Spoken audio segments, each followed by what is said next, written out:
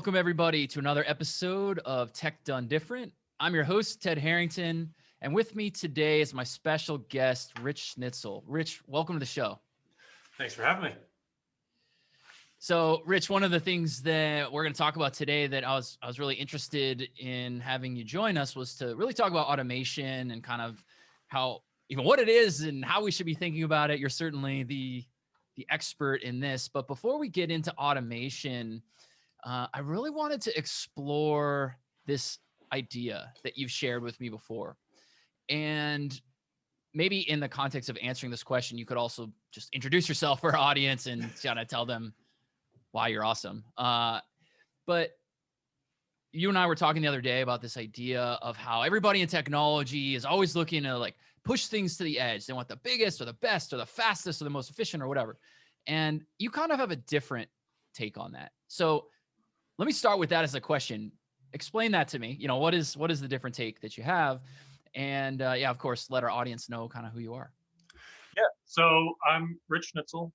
I run a done-for-you automation business where I help people understand what it is that they're doing in their business and how we can use tech to improve the efficiency and the efficacy of what their workflows are so that they have the opportunity to scale.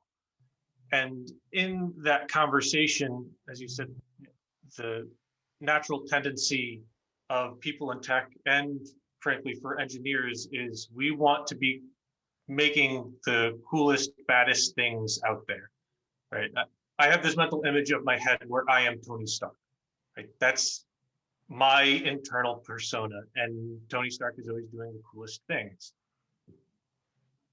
But to be effective in what I'm doing, I have found that I need to go the exact opposite of that direction, and that's to simplify things and to like almost, if it's possible today, what was I doing 3 months ago, and apply what that looks like to the businesses that I'm working with.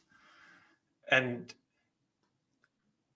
in that, it allows us to do two things for me. One, the opportunities that are available for more normal people to use like just a more straightforward approach is larger, and it allows them the opportunity to understand what's going on. I see a lot of instances where people have this great idea that they saw and then they try to implement it and they just get lost and they get frustrated and then it never happens. And the most important thing that we can do is have something that we use. Right? I love the statement, the best program that you have is the one that you actually use. And I think our tendency to make things super complicated goes directly against that sentiment of, if you don't use it, it's pointless. It's just a cool little thing that we get to put on a shelf somewhere and point at and say, I made that, which, don't get me wrong, is really cool. But if we're talking about trying to help people move the needle forward, it's not as effective as I think we like to think, the people in the industry who understand that really high level thought process. There's a really interesting element to what you just said that I think the security practitioners in particular in our audience might take away from that. And it's this idea that, sometimes security can be counter to the user experience, or at least that's how it's often perceived. And when that happens, when security of a system becomes too difficult to use, people don't use it, right? They'll circumvent it. And so I think sort of the classic example is when file transfer systems were sort of first invented so that you could securely send something from me to you. And those were really difficult to use at first. And so the result was people said, well, I'm just going to email it. And it totally circumvented the whole security element. So that's really interesting. The number of passwords that are 1, then 2, then 3, because you're forced to change it every 30 days. Nobody's going to come up with a new password. So what do? They go, oh, okay, it remembers the past 6. So I'm going to go 1, 2, 3, 4, 5, 6, 1, 2, 3, 4, 5, 6, right? And just add it on the end. I think it's the similar thing of so complicated. Right. that people figure out how to break it in a simple fashion. Yeah. So let's talk about simplicity, because that was definitely one of the things that jumped out to me out of the first, right out the gate of our conversation today. The first things that you were saying was to focus on simplifying. And I'm a big believer in that, that you make a bigger impact, you get more done, the less that you try to do. Mhm. And so how did you arrive at your own viewpoint on the benefits of simplifying? I think it's a little bit that I am into tech out of a hobby, but not out of training. I'm a mechanical engineer by training. And in a lot of mechanical engineering, a simple system is the most effective. Right? We have a theory in engineering where you can over restrain something, where you can put so many points of restraint on some mechanical mechanism that you actually do harm to what you're trying to do. And you need to allow more freedom, and in that freedom, make it simpler. And so I have that viewpoint. And then part of who I am as a person is I share my life with my wife, who is a English theater double major. So non-logical, like complete opposite of the way my brain works is her brain. And I have found the way for me to communicate what I do to her in a way that makes sense to her is to simplify it. And I think it's important to note that simplicity doesn't mean dumbing it down. It just means taking out the complexity. Right? I can have an engineering discussion with her, and I can make her understand how an engine works. But I'm not going to bring in thermodynamics into that conversation. I'm going to take that complexity out, and I'm going to make a relationship between something that she understands in the normal world and how an engine works, and give her that understanding of that process in that simple nature. And I have that type of conversation with business owners all the time. And I started paying attention to what I was talking about with them, and that through line of, okay, we can make something really amazing here that's really complicated. But when I start at the most simplest idea and we just kind of build, we stop at 60% because that's all they needed. Mm-hmm. That last 40% I thought was cool, but it didn't move the needle anymore for what they were trying to do. I love how this discussion of simplifying and simplicity is sort of now expanding into discussion about communication. And you're so spot on about how we need to simplify things, especially complicated technical things, in order to communicate them. I mean, I certainly went through that process writing a book about application security, right? That's like an enormously complex technical topic. And how do you simplify it in a way that like a teenager can understand it? So I like the metaphor that you were alluding to, or maybe I don't think it was a metaphor, but like the actual story. You could explain an engine to your wife. So what I'd like to do is see if we can extract some actual principles for people about how to do this, because this is a real problem in tech. So let's talk about an engine. So how would you describe an engine simply to somebody who does not understand anything about engines? Okay, so an engine is a energy source in and an energy source out. At the most basic level, we're taking gasoline, we're putting it into a mechanical instrument that is the engine, and it is creating a force that drives our car. The way that we're doing that is burning gasoline. What happens when you burn something? You get heat and you get an expansion of air. If you've seen an explosion, if you've, a little bit of a pyro in you and you've thrown gasoline on a fire, like you've seen that explosion that's happening. That's what's happening in an engine, except in the instance of a fire where it's really big, that's happening at thousands of times per second, right? RPM in a car stands for rotations per minute. So when you see that needle in your car at 6K, your car is turning over 6,000 times a minute. Every time it's turning over, there is a small explosion that's happening that is creating heat, which is why cars get hot, and it's expanding the air, which is moving pistons, which are just it's a cylinder that can expand and contract, and it's taking that motion and through a set of gears turning your wheels. That's, you know, I've driven cars like since I was able to drive cars, and I would not consider myself a gearhead or engine person or anything, but I did not understand until right this minute. I was today years old when I understood what makes a piston move, and it is the air moving because of the expansion caused by the heat, right? That's what you just said? Yeah. Wow. I'm ready to go teach mechanics class now. There you go. Yeah. Air and fuel, the limiting factor in any engine is actually air. You can dump as much fuel as you want in. If you don't have enough air to create that reaction and expand the atmosphere in the piston, it's worthless. I mean, that's why you get soot out of diesel engines. Is too much fuel, not enough air. So here are a few things that I observed out of the way you just explained how an engine works. And tell me if this is the right takeaways that we should be trying to extract for our audience here. First thing I noticed was that you simplified it into a formula that had basically 3 parts, right? It was something goes in, there's a part in the middle that does something to that thing, and then it produces something else. And that's how you started, so that the audience could kind of understand the context. So you started at that high level, you kept it really simple to 3 parts.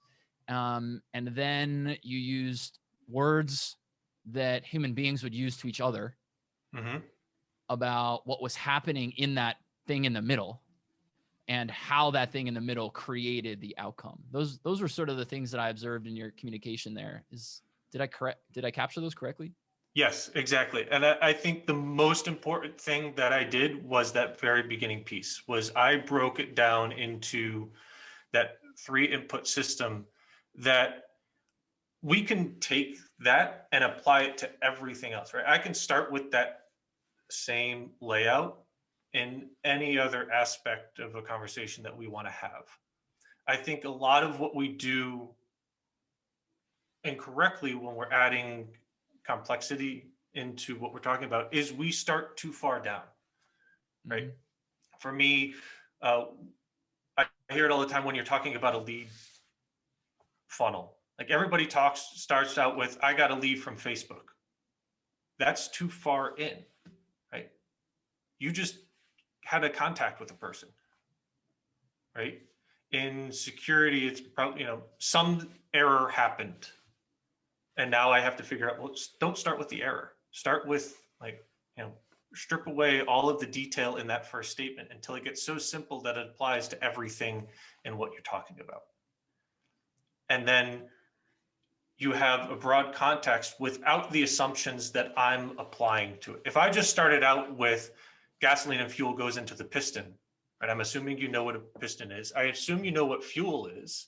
I assume we're talking about a gasoline engine, right? I've made 5 or 6 different assumptions with that first statement that I shouldn't be making because I have no idea whether or not you're making the same assumption. So I back it out farther. Yeah, that's a great observation, assumption. So let me ask you about assumptions. The way you're describing it, I'm definitely tracking with you, 100% agreed. The challenge that I could potentially see, and maybe you could give some advice for how to deal with this, is how does someone identify those assumptions? Because that's one of the challenges. Definitely, it doesn't even matter if you're in security or tech or corporate. It doesn't matter what context you're talking about. People are used to communicating at a certain level, and there's some assumptions already baked into that. And your advice is to reject those assumptions. Like, don't assume that person knows what you're saying in order to make it simple. How does one do that when they're immersed in those assumptions every day? The best prompt I can provide is pretend you're trying to describe this to a 5-year-old. And the reason why is a 5-year-old has this amazing tendency to go, but why? Right? They could but why you to death. Like, it doesn't matter how intelligent or correct your response is, they can still go, but why? And it can still be a valid statement. So it's what I use when I'm trying to think through something. Okay, here's my statement, but why?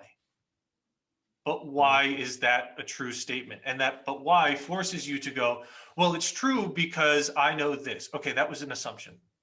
And then just repeat that cycle. But why? But why do I know this is true? And that question will pull out the assumptions that you're making about the circumstances around your conversation. Yeah. So some people hearing that type of advice, I've certainly come across this when I make a similar recommendation about, try to explain it to a curious kid or whatever. People sometimes feel like, will I be insulting this person? Because I think what a lot of people hear when they hear that statement is treat this person as if they are only as smart as a 5-year-old. But that's not what you're saying. What you're saying is explain it so that a 5-year-old can understand it. And thus a 45-year-old will definitely understand it. But how do we deal with that sort of ego that might get in the way? In my experience, it has less to do with the person's ego that you're doing the explanation to, and more to do with your own ego of and ego that you think it's too simple. So you don't want to feel like you don't understand what's going on, right?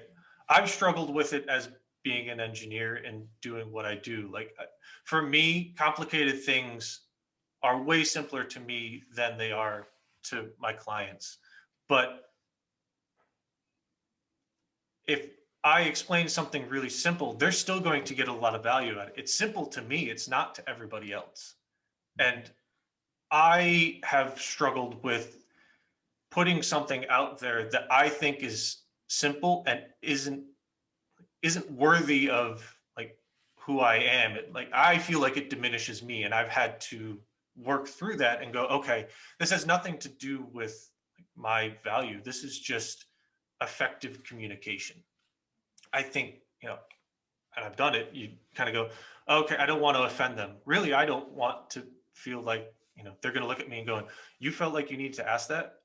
How many times have we heard the story about the person in a boardroom that raised their hand and go, I'm sorry, I didn't get that. Can you explain that? And that was the aha moment, right? Nobody wants to say, I don't get that, not because they want to offend the speaker, but because they don't want to feel like the idiot in the room.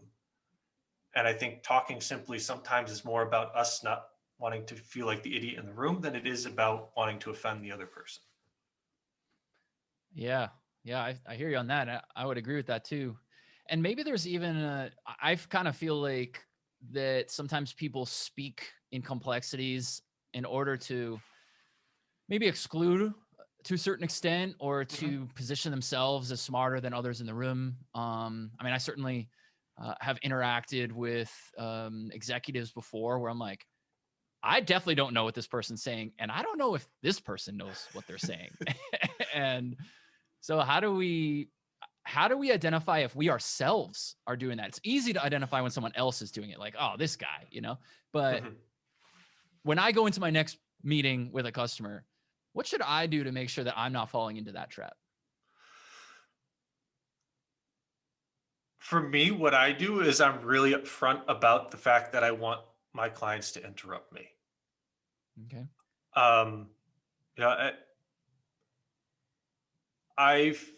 I have experienced that, I'm an engineer. So if I tell you something, okay, that must be the way that it is, right? I have to be right because I have a degree, I have training. And one of the most important things I can do is say, look, I think I know what I'm talking about. I'm very good at this, but I'm still fallible. So please challenge me on what I'm saying. Please have a dialogue with me that if I say something and you go, that doesn't seem right. very open to the idea that I may be wrong.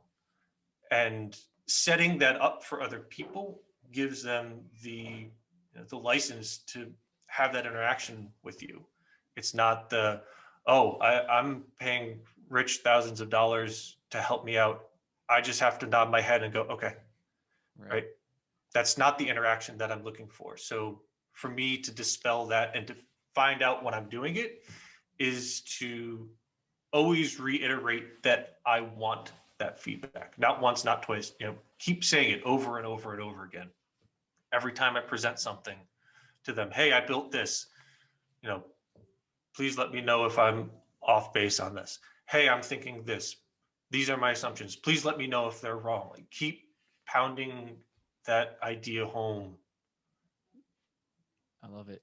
I heard you give 2 specific actionable pieces of advice in what you just said that you sort of preempted the answer to the question I was going to ask, which was, well, what about for powerful executives? We've got people listening to the show who are leaders and inherently people who report to leaders either directly or, through the chain of command, sometimes are intimidated by leaders, and leaders sometimes don't even know it. Or if they do know it, they don't know what to do about it. And they're worried, or maybe they don't even realize that the people reporting to them are probably not going to want to interrupt them out of an irrational fear. And what I heard you say was, here's 2 things you could do. And tell me if I got these right. Tell me if there's others we should talk about. One is to specifically articulate that you're fallible. Say, I don't know everything. You use the word I'm fallible. And I think that's a perfectly succinct way to do it. And the second thing I heard you say was to repeat it. Don't just say it once at the beginning, but instead reinforce it, because those are the ways that you're going to get people to actually speak up. Is that correct? And are there other things that we should think about? That is absolutely correct. And I think the thing that you can add on to that is when somebody takes you up on that offer, celebrate and use that as an opportunity to say, thank you. I've been asking you guys to do this. Thank you for doing this. Right? Don't try to hide that this happened. Right? If you are truly presenting yourself as fallible and you want this, then you need to also be able to take that next step when it happens, to be able to say, hey, look, here's an example. I'm fallible. This person just called me out on this. We had a great conversation. Here's this amazing outcome that came out of that that's going to benefit everybody. Right? Acknowledge and celebrate that, and then you will start to compound the effect.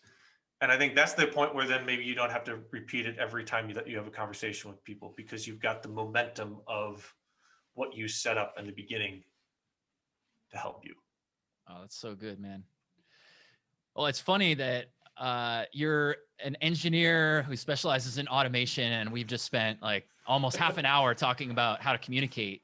And I think that in itself is a lesson in thinking differently, right? That we have to realize that it's sometimes not even about the tech itself, but it's about how do we communicate it. And so that was, I learned a lot out of what you just described. So that's great. Thank you for that. So let's switch gears and let's talk about automation, because certainly that's an area of expertise for you. And I think that's an area that a lot of, not just our listeners, but pretty much everybody in tech is trying to figure out, how do I automate things?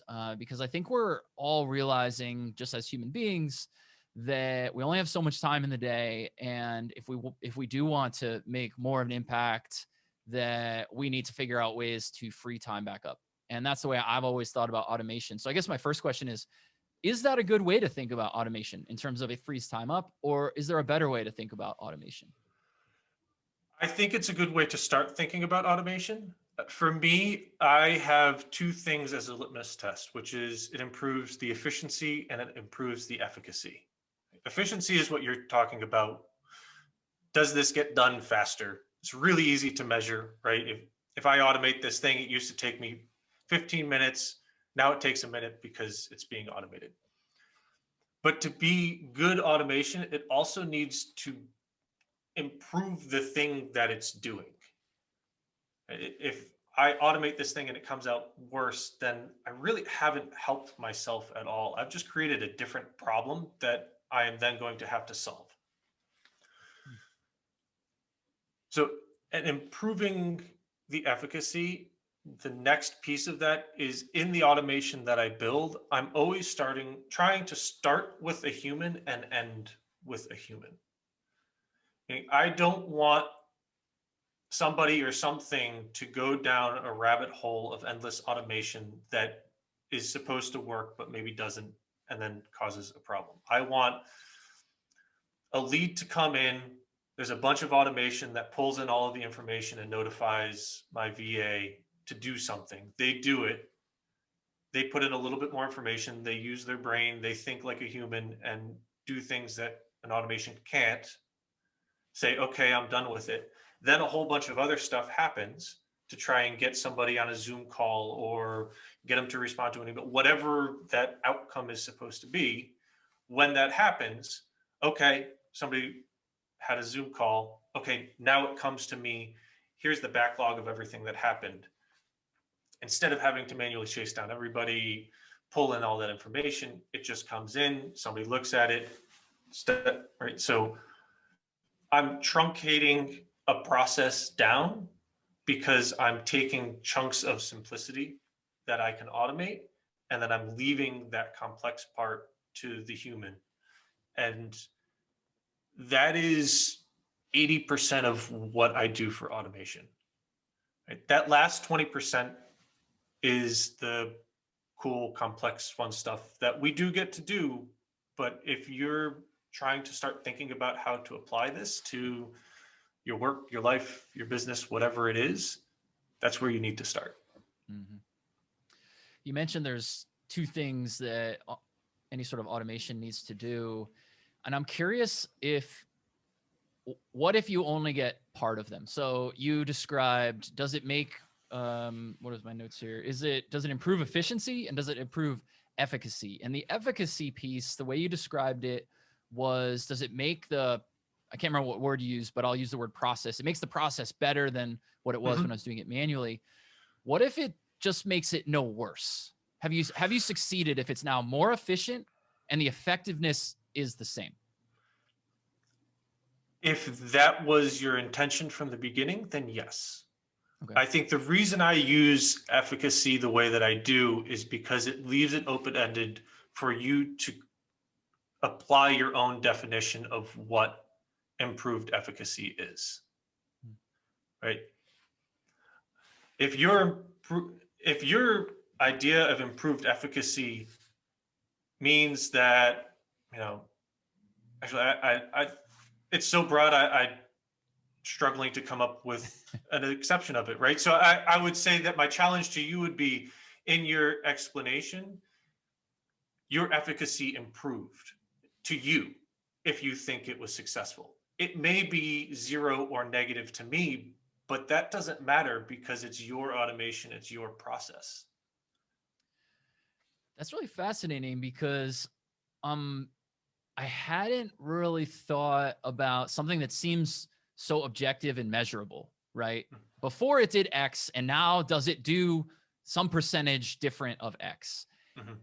That to me seems indisputable, but what I'm hearing you say is really fascinating, that it might be indisputable to me, Ted Harrington, but that's my definition, and you might have a different definition, and a third person might have a different definition. And that's sort of what you're saying, is that when you set out to set up any sort of automation, you have to determine what is the definition of success. Is that correct? Yeah. I think it's why the way that we started this conversation was so great to kind of empower and set up, now talking about automation, because you can't define those two things effectively for yourself without having the conversation about simplicity and thinking through a process, right? You can't define what efficacy is unless you can have that conversation and have an understanding of how you're validating your efficacy. Right? Otherwise, somebody like me will say, well, Ted, that's wrong because you're not improving efficacy, it's going down. And you need the understanding to be able to say, well, no, and here's why. Mm-hmm. Got it. So it seems to me that the beginning of any sort of attempt at automation is going to begin with bedlam, just like a chaotic mess that says, I know these results aren't what I want. I'm seeking this other type of result. And it probably starts, I'm shooting from the hip here, but it probably starts with people describing a lot of problems. And they're probably saying, look, I don't like that it does this. I don't like it does this. I run into this bottleneck. And my hope is to eliminate those so that this other thing can happen. So I guess two questions. One, is that typically how an automation project would begin? And then the second is, what's the process by which we create order out of that chaos? Yeah. So yes, it always starts with, this is my problem. I need to solve this. Can you help? Right. And that's great because it's a starting point for our conversation. So we start there, and then to get through that, you need to be talking with somebody else like me, because I am going to create a different path through what you're describing than what you have. And by creating that different path, we can start throwing out the superfluous information. I call it, if you're driving down the highway to work and then all of a sudden there's construction and now you're on a detour. When people come to me, they're talking about fixing their detour. I'm going to come in and go, well, why don't you take the highway? Oh, well, because of this. Okay, why don't we fix this so we get back to the highway? What we do naturally as companies grow and problems come up and workflows get created and then change is we add a bunch of stuff that's tacked onto it. And as you start talking with somebody else about what's going on, you start to recognize what's been tacked on it and you can start pulling it off. And then you find the true root of what you're doing. And to be frank, it doesn't have to be me. It just has to be another person. It just has to be somebody else to have that back and forth with. Yeah, you're preaching to the choir. As a security consultant who preaches the idea that companies need to talk to outside experts in order to understand where their blind spots are and the assumptions that they're making that might be broken. I'm fully in support of what you're saying, and I think it's pretty much the exact same principle. And I love this metaphor that you just described, because to me it's so vivid, right? You're trying to get to work and the detour is annoying and you're like, let's fix the detour. And the question is, well, you're trying to get to work. Let's not focus on the detour. If we come back to that if we need to. That's really, really amazing. So this is me trying to understand how to even be a better security consultant. How do you, as someone who enters a situation, doesn't necessarily understand what getting to work looks like, you're immediately presented with the detour, but you don't yet know it's the detour. How do you separate all of those things out to get to the heart of what matters? It's easy in theory to say, like, let's talk bigger picture, but like, how do we do that? The easiest way that I found is working backwards. So working with, okay, I know we want to get to work. That's really hard, isn't going to change, easy place to go. And then you as a security expert will have an intrinsic understanding of where the start place should be because you are the expert. And then for me, it's a maze that starts out like a branching tree that I then start asking questions to eliminate branches. Hey, I heard you, talk about how you email your VA 4 times now. Why are you emailing her? Right. I heard that you have to get on a Zoom call with your client before you'll even send them a quote. Why? Right. You're having a problem with people remembering their passwords, right? Why? Whatever that question is that you can ask that will then tell your brain, oh, okay, there were 5 options over here. They said this, so those don't apply. There are a couple options over here. They said this, so those don't apply. And then as that comes tighter and tighter of this web, reevaluate your decisions by just confirming, like, okay, I think I got this figured out now. Tell me if I'm wrong. You're doing this, you want to get here, you're doing this because of this. How am I doing? Okay, cool. And then you can kind of like almost like a save state. Okay, that's done. Now let's open it up. For me, it's a little bit about the process, the idea of task saturation, which is the idea that mind can be doing so many things that I can say, hey, what's your name? And you're going to put your finger up and say, hold on 1 second. Because you're trying to process so many things at the same time. So finding that through path when you don't know what it is and you're trying to discover it is an intentional management of task saturation for my brain, and figuring out a piece and like secluding it out so that I can focus on something else. And I don't reach that point where I have to go, hold on, what's your name? Hold on, I got to fix this. I can finish this thought and then I'll get back to you. Oh, you are pushing the button that is one of my biggest pet peeves, and it's people's belief that they can multitask, and it is a falsehood. Human beings do not multitask. You just solo task in little micro increments. But I wanted to. That's a bunny trail we could go down for a while. I wanted to go down a different one as our time's running out here, which is, can you answer this question for me? Is machine learning and is artificial intelligence, are these ideas automation? Why or why not? I think in their current instance, the way that they are now, I don't consider them an automation. I consider them like a nut that you would have put into a system of automation.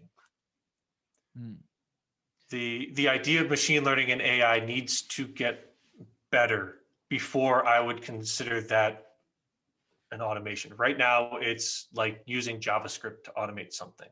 Right? It's a tool, it's a component of it, but automation is what you do with it. Machine learning and AI is an idea that we use to create an outcome. And for that reason, it's not what I consider automation.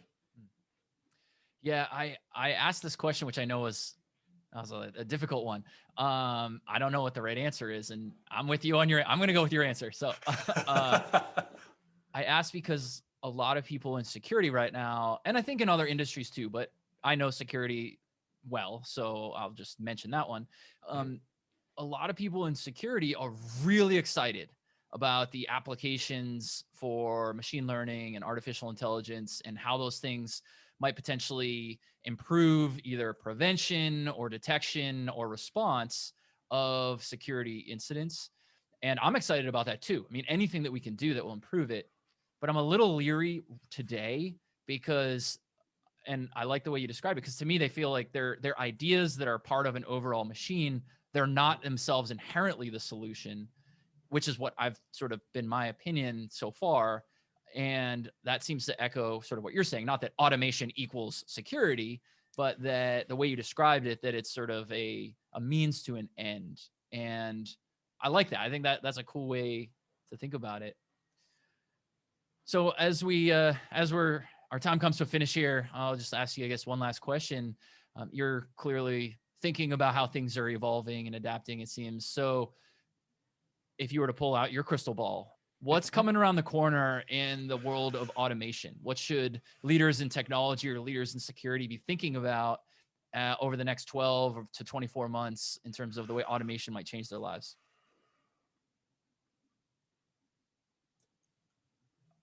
I think that the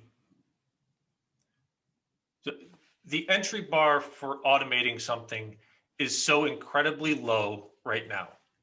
Right? You have a myriad of no-code options that allow people with no tech background to start figuring out how to automate things. I think you take that with the fact that the current world state has required people to look for alternatives to run their business that automation provides, in the next 12 to 24 months, if you don't have some level of automation in your business or aren't actively trying to add it to the way that you operate, I think you're very quickly going to start fighting a losing battle, because it's going to become such a common tool for people to use that if you're shunning it and not using it, you're going to be fighting uphill the entire time.